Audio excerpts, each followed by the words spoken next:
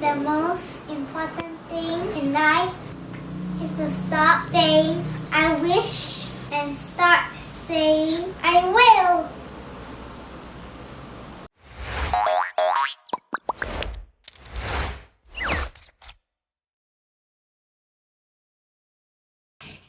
Hi, 11 more days to Psle. Let's read today's question. Egg tarts are sold at 80 cents each. For every 3 egg tarts, Henry can buy 1 more egg tart at a discount of 50%. If Henry has $50, how many egg tarts can he buy? So this is a sets question. We need to look at things as a set. So 1 egg tart, 80 cents. So for every 3 egg tarts, Henry can buy 1 more at a discount, half price, 50%. So let's find out what's the discounted price for the 4th egg tart. Discounted egg tart will be 50% of 80 cents, which is 40 cents.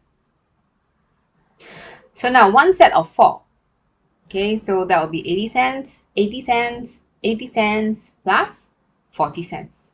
That's a total of $2.80. So if he has $50, we take $50 divided by $2.80, which is the cost of 1 set. We will get 17 sets and a remainder. Now, how do we find out how much he would have left after buying 17 sets? We work backwards. 17 sets of $2.80. So 17 times 280. We get $47.60. So then $50 minus that, we get $2.40. So that is the remainder after buying 17 sets. Okay. So with that remainder of $2.40, we can actually buy another 3 egg tarts, right, at the original price. So the total number of egg tarts that Henry can buy would be 17 sets,